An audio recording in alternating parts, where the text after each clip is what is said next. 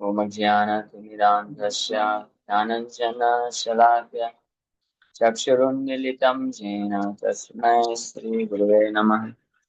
नमः विष्णुपादाय कृष्णपृष्ठाय भूतले श्रीमते भक्तिवेदान्त स्वामिनिति नामिने।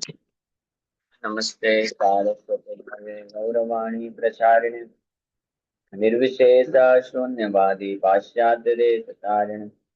नमो महावदन्याय कृष्णप्रेमप्रदायते कृष्णाय कृष्णचैतन्य नामिने गौरतिसे नमः। जय श्री कृष्ण चैतन्य प्रभु नित्यानंद श्री अद्वैत गदाधर श्रीवासादि गौर भक्त वृंद।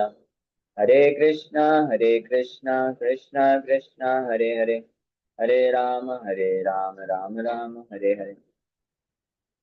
रामाय रामभद्राय रामचंद्राय वेदसे रघुनाथाय नाथाय सीताय पतये नमः। हरे कृष्ण। तो आप सभी भक्तों का हार्दिक स्वागत है आज के राम कथा में। तो हम लोग चर्चा कर रहे हैं वाल्मीकि रामायण पहला स्कंद फर्स्ट कैंटो बाल कांड, और इसका 41 नंबर अध्याय कंप्लीट किए थे लास्ट टाइम। अभी 42वां अध्याय चालू कर रहे हैं। इसका नाम है Bhagirath austerities for Ganga special. Bhagirath Maharaj तपस्या करते हैं गंगा माता को इस पृथ्वीलोक में लाने के लिए। तो भगवान रामचंद्र के पूर्वज सगर महाराज हुए, अयोध्या के राजा। उनके 60,000 पुत्रों का देहांत हो गया, तो अपने पोते असमंज के पुत्र अंशुमान को भेजते हैं। तो वो जब जाते हैं तो उनको पता चलता है कि कपिल देव के द्वारा भस्म कर दिए गए हैं उनके 60,000 पुत्र। तो उनका जो है अंतिम संस्कार विधिवत करके उनको मुक्ति प्रदान करने की इच्छा से वो अंतिम संस्कार करना चाहते थे। लेकिन गरुड़ देव को देखे तो गरुड़ देव बोले कि क्योंकि इनका मृत्यु ब्राह्मण के द्वारा हुआ है, इसलिए ये साधारण पानी से इनका पिंड पिंड दान क्रिया करने से इनको लाभ नहीं मिलने वाला है। आपको इनको गंगा माता गंगा जल से जो है स्पर्श कराना पड़ेगा, पिंडदान करना पड़ेगा, तब ये मुक्त हो जाएंगे, स्वर्ग को प्राप्त करेंगे। तो ये सुन करके फिर गरुड़ देव बोलते हैं इसलिए आपको स्वर्ग से गंगा को लाना पड़ेगा। तो जब सगर महाराज को ये चीज आके बता देते हैं अंशुमान तो सगर महाराज खूब प्रयास करते हैं, लेकिन गंगा माता को कैसे लेके आना है ये हिंट भी नहीं मिलता है। यही समझ नहीं पाते हैं कि कैसे लेके आने। इस प्रकार से वो शरीर छोड़ देते हैं। फाइनली अपने पोते अंशुमान को ये जिम्मेदारी सौंप के जाते हैं कि आप जो है माता गंगा को लेके आओ पृथ्वी लोक में। यहाँ तक हम लोग आज की चर्चा किए थे। अब आगे अंशुमान क्या करते हैं और फिर भगीरथ महाराज कैसे तपस्या करते हैं माता गंगा को लाने के लिए, इस अध्याय में वर्णन किया जाएगा। काल धर्मं गते राम सगरे प्रकृति जना राजानं रोचयामासुर अंशुमंतं तु धार्मिकम्। Oh Rama, after Sagar died, his minister selected the very dharmic Amsuman as the next king. तो सगर महाराज जो है ये यज्ञ करने के पश्चात पिछले अध्याय में तो वर्णन था कि अ, लगभग 30,000 ईयर्स, इतना 30,000 वर्ष तक वो शासन करते हैं। यहाँ पे दिया था लास्ट अध्याय में 78। एनीवे लगभग 30,000 साल आई थिंक है वर्णन। तो उतना वो तो करते हैं और प्रयास करते हैं कि कैसे गंगा को लेके आना है, लेकिन उनको कुछ इसका पता नहीं चलता। लेकिन जैसे ही सगर महाराज मृत्यु को प्राप्त करते हैं तो उनके मिनिस्टर्स मंत्रीगण बहुत ही धार्मिक अंशुमान को अगला राजा बनाते हैं। Now the sage Vishwamitra provides a direct answer to Sri Rama's question on how Ganga traversed the three worlds. Kala Dharmam Gate indicates Sagar had attained that which everyone who has taken birth certainly attains, that is death. Kala Dharmam Gate. Kala Dharmam Gate. Prakriti Jana means minister. For the Vajjayanti course states that Prakriti can mean minister. तो अंशुमान को next आ जाना। देखिए शिक्षा है कि सगर महाराज हालांकि इतने महान राजा हुए और 30,000 वर्षों तक राज्य भी किए, लेकिन फिर भी काल गते, मतलब काल के प्रभाव से उनको मृत्यु प्राप्त हुई और सब कुछ छोड़ के जाना पड़ा। उनके पोते अंशुमान को फिर राजा बनाते हैं। स राजा सुमहानासेद अंशुमान रघुनंदना, तस्य पुत्रो महानासेद दिलीप इति विश्रुता। So beloved child of the Raghu, Samsuman was a very great king. He had a great son famous by the name Dilip. शमशुमान बहुत महान राजा हुए और उनके एक बहुत ही महान पुत्र हुए जिनका नाम हुआ दिलीप। तस्मिन् राज्यं समावेश्य दिलीपे रघुनंदन, हिमवत् शिखरे पुण्ये तपस्तेपे सुदारुणम्। O beloved child of Raghu, after entrusting his kingdom over to Dilip, he executed very terrible austerities at a pious mountain peak in the Himalayas to bring about Ganga's descent to earth. शमशुमान को जो है आदेश दे के गए थे सगर महाराज कि आप गंगा को लेके आओ और आपके जो 60,000 चाचा गण हैं उनका उद्धार करिए। तो राज्य की है, लेकिन फाइनली फिर जैसे उनके पुत्र दिलीप बड़े हो गए तो उनको राज्य का पूरा कारोबार सौंप करके अंशुमान निकल जाते हैं हिमालयों की चोटी में। और बाकी शेष का जो भी जीवन है वो दिव्य तपस्या तपस्या करने में बहुत भयानक टेरिबल बोल रहे हैं ना, टेरिबल, बहुत ही कठोर तपस्या करने में लग जाते हैं माता गंगा को इस भौतिक संसार में प्रकट कराने के लिए। इस प्रकार से दिलीप राजा बन जाते हैं। द्वात्रिमिश्च सहस्राणि वर्षाणि सुमहायशा, तपोवनम गतो रामा स्वर्गम लेभे तपोधन। बोल रहे हैं कि हे राम, अंशुमान जिनका इतना सुमहायशा, जो बहुत ही महान यशस्वी हुए, इतने बड़े चक्रवर्ती सम्राट थे पूरे पृथ्वी के। अयोध्या राज्य राजधानी थी, अयोध्या के राजा, लेकिन पूरे पृथ्वी के बड़े इतना महान यश था। वो कितना साल तपस्या की? 32,000 साल तक तपस्या की। Went to a forest of austerity for 32,000 years. Ganga को लाने के लिए 32,000 साल तपस्या की, लेकिन वो कभी सफल नहीं हुए। लेकिन फाइनली 32,000 साल तपस्या करने के पश्चात स्वर्ग को चले जाते हैं। He got residence स्वर्ग but he did not get Ganga descent। अब आगे इतना महान तपस्या की, 32,000 वर्षों तक तपस्या की। हमको 32 साल के लिए तपस्या के लिए बोलते हैं, उसमें हमारा हालत खराब हो जाता है। बोलते हैं कब कब होगा, मैं इतने महीने से जब कर रहा हूँ, भगवान दर्शन क्यों नहीं दे रहे हैं, भगवान बचाते क्यों नहीं। हमको शिक्षा लेना चाहिए कि 32,000 वर्षों तक तपस्या किए, गंगा माता को लाने के लिए प्रयास भी किया, लेकिन गंगा माता आई नहीं, स्वर्ग बस प्राप्त किए। और हम अगर भगवान माया से पूरी तरह से मुक्त होना मतलब वैकुंठ की स्थिति को प्राप्त करना, स्वर्ग से ऊपर है, तो कम से कम 32 साल तो देना चाहिए ना। वो भी कैसी कठोर तपस्या कर रहे थे 32,000 साल। तो कठोर तपस्या, इंटेंस, ये सब, ये तपस्या, ये भी तपस्या ही है। प्रसाद लेना भी तपस्या है, सब लोग प्रसाद भी नहीं लेते, बट एनीवे। तो तपस्या मतलब 4 नियम दृढ़ता से पालन करना। हाँ, और मॉर्निंग प्रोग्राम करना, ब्रह्म मुहूर्त में उठ करके 16 माला जप करना, 4 नियम का दृढ़ता से पालन करना। तो 32 साल कम से कम करिए स्ट्रिक्टली, उसके बाद फिर एनालाइज करिएगा कि मैं माया से मुक्त हुआ कि नहीं हुआ। इमीडिएटली नहीं सोचना चाहिए। 32 दिन हम कर लेते हैं, हम बोलते हैं अभी भी क्यों मेरे मन में ये सब अंदर चलते रहते हैं, ये सब चलते रहते हैं। पहले करिए तो तपस्या, भगवान का भक्ति योग इसलिए बहुत पावरफुल है। कोई अगर सिंसियरली करेगा ना तो 32 दिन में भी हो सकता है, इतना शक्तिशाली है। लेकिन कम से कम 32 साल तैयार रहना चाहिए। प्रभुपाद जी एक अपने शिष्य को बता रहे थे, हरिनाम जप के लिए प्रेरित करते बोले, it took me 30 years to perfect my science. मेरे को 30 साल लगा अपने जप को परफेक्ट सिद्धि प्राप्त करने के लिए। प्रभुपाद जी तो नित्य सिद्ध हैं, लेकिन जब नित्य सिद्ध भक्त आते हैं तो साधक बन करके शिक्षा देने के लिए इस प्रकार से कार्य करते हैं। प्रभुपाद जी तो, अगर प्रभुपाद जी को 30 साल लग सकता है तो हमको कितने साल रुकना चाहिए? हाँ, कम से कम 30 साल तो हमको भी पूरा दृढ़ता पूर्वक तत्पर होकर के भगवान के नाम का तीव्रता से जप करते रहना चाहिए। बहुत ज्यादा ये नहीं सोचना चाहिए कि इतने साल से प्रभु जी मैं हर एकादशी 100 माला जप कर रहा हूँ, हर दिन प्रभु जी 32 माला 64 माला कर रहा हूँ, फिर भी जो है माया क्यों नहीं जाती है मन से। क्यों नहीं जाती है? क्योंकि इतनी कठोर माया में हम, इसलिए तो उतना समय तो देना पड़ेगा ना। ये 2 महीने 4 महीने 6 महीने में क्यों इतना विचलित हो जाना। 3 साल, 3 साल क्या होता है, 30 years।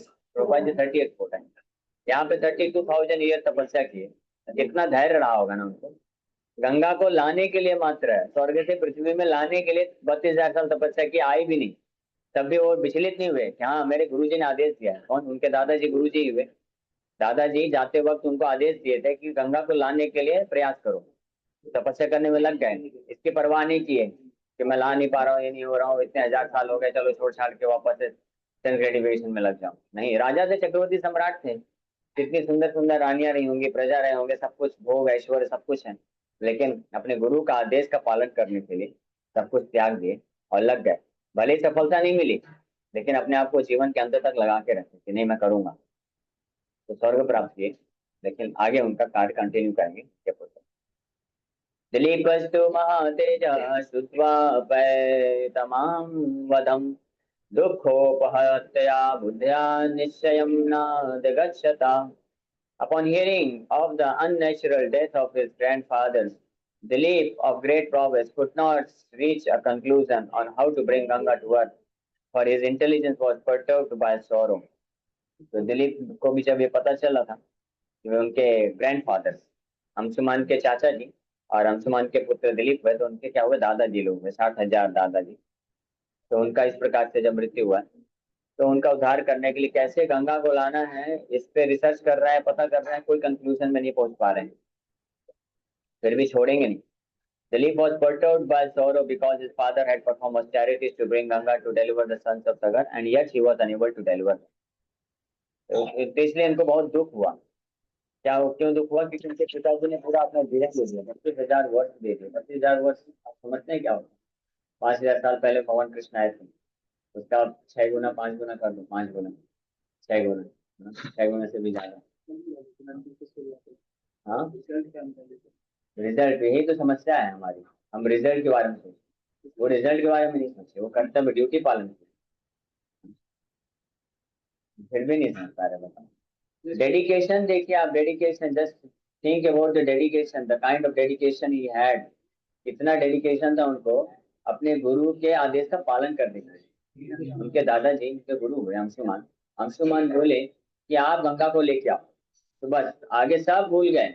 कोई भोग विलास नहीं, कोई सेंस ग्रेटिफिकेशन नहीं, सबको त्याग करके 32,000 साल तक तपस्या करने के लिए तैयार हो गए कि हाँ मेरे दादाजी ने मुझे आदेश दिया है, मुझे गंगा को लेके आना है। तपस्या करके शरीर छोड़ दी, फिर भी ठीक है, हमको ये डेडिकेशन लेना है, ठीक है ना, डेडिकेशन, वो शिक्षा लेना है। उसी प्रकार से हमारे गुरु जी, गुरु महाराज प्रभुपाद हमको जो आदेश दिए, तो कम से कम एक जीवन तक तो उसको पूरा दृढ़ता से पालन करना चाहिए ना। 30 40 50 साल का ही तो और शेष जीवन बचा है, कितना बचा है? 70 75 80 साल में मृत्यु हो जाएगा। तो ये 30 40 50 साल जो शेष जीवन बचा है, कोई ज्यादा बहुत बड़ा जीवन नहीं है, ऐसे ही निकल जाता। अभी 2024 हैप्पी न्यू ईयर सेलिब्रेट किए थे कुछ दिन पहले, 2025 हैप्पी न्यू ईयर सेलिब्रेट हो गया, 15 दिन निकल गए जनवरी में। हाँ, ऐसे करते करते अभी कुछ दिन में होली आ जाएगा, गौर पूर्णिमा आ जाएगा, फिर जन्माष्टमी आ जाएगा, आधा साल निकल गया, फिर कार्तिक आएगा, फिर बुक मैराथन डिस्ट्रीब्यूशन आ जाएगा, दिसंबर खत्म, 2025 भी गया। इस प्रकार से एक एक करके जो है एक एक साल निकलता जा रहा है, निकलता जा रहा है। बस इसी तरह से गुरु और कृष्ण के आदेशों का पालन करते हुए जो भक्त अपना पूरा ये जीवन को, जो बहुत ही क्षणिक जीवन है, कोई खास वैल्यू नहीं है, इतना ज्यादा क्यों डिस्टर्ब होना इस क्षणिक जीवन के बारे में सोच करके कि मेरा मन बहुत ज्यादा विकसित हो रहा है, ये प्राप्त करना है, वो करना है, ये इच्छा, ये भोग करना है। What is the use? It's life is so temporary, इतना ज्यादा टेम्परेरी। हजारों, चलो हजारों वर्ष होते हैं, जैसे अंशुमान के पास में हजारों 32,000 साल तपस्या की, उसके पहले कुछ हजार साल तक वो राजा भी रहे होंगे, उसके बाद दिलीप बड़े हुए, फिर उसके बाद वो छोटे गए। तो राजा बने होते तो उनके पास तो फुल अपॉर्चुनिटी थी, 35 32,000 साल तक बढ़िया भोग कर सकते थे। लेकिन फिर भी कितना धैर्य है उनको, डेडिकेशन है कि छोड़ दिए और घने जंगल में जाकर के दिव्य तपस्या कर रहे हैं, बड़े कठोर तपस्या कर रहे हैं। तो क्या हम 30, वो 32,000 साल कर सकते हैं? 32 साल हम नहीं कर सकते। 32 साल का ऑलरेडी हो गया, 32 32 64 हो जाएगा। तो डेली 64 वाला जब करके 64 वर्ष इस तरह से निकालो, क्या तकलीफ है? चार नियम स्ट्रिक्टली पालन करो। मन के बारे में क्यों ज्यादा डिस्टर्ब होना कि मन में बहुत आसक्ति आ रही है, बहुत इच्छा हो रही है कि मैं ये प्राप्त करूँ, इतना पैसा कमाऊं, इतना भोग करूं। तो बस एक लाइफ टाइम के लिए, just give one life time to Krishna completely and see what happens. ये हमारा बहुत बड़ा सौभाग्य है, हम समझ नहीं रहे। इसलिए राम कथा, ये जो शिक्षा है, इनसे हमको शिक्षा लेना चाहिए, इतिहास इसलिए बहुत जरूरी है। आप सोचिए, कितने हजारों हजारों वर्षों तक तपस्या करके जो परफेक्शन को हासिल नहीं कर पाते थे, श्री चैतन्य महाप्रभु की कृपा से मात्र उसका 1000वां भाग का तपस्या, 32,000 साल नहीं, 32 वर्ष अगर तपस्या कर देंगे आप, तो you can get Krishna. Not only Krishna, you can get love for Krishna, Krishna के प्रति दिव्य प्रेम को प्राप्त कर सकते।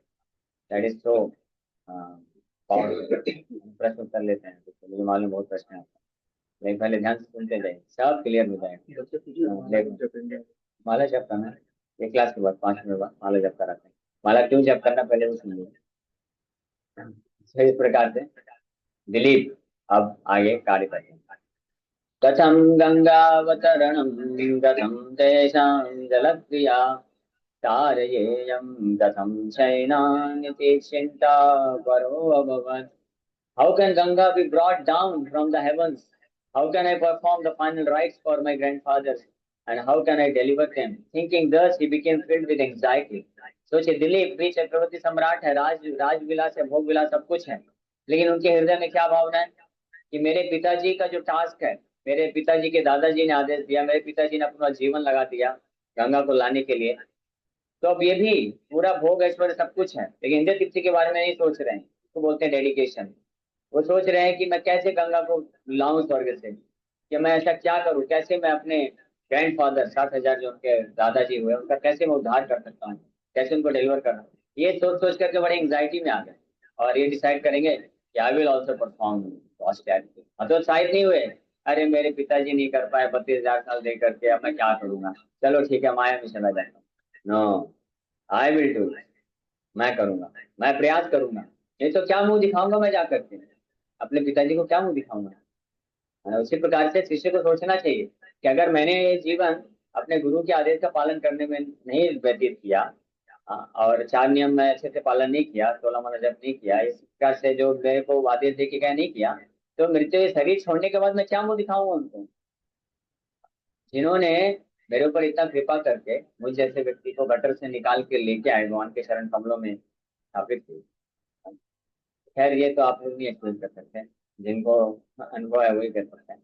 एटलीस्ट मेरे लिए तो ये, जब भी माया का प्रलोभन आता है इमीडिएटली, एक तरफ माया का प्रलोभन और side by side immediately Guru Maharaj का पिक्चर आ जाता है, कैसे वो कृपा करके जो है बचाए।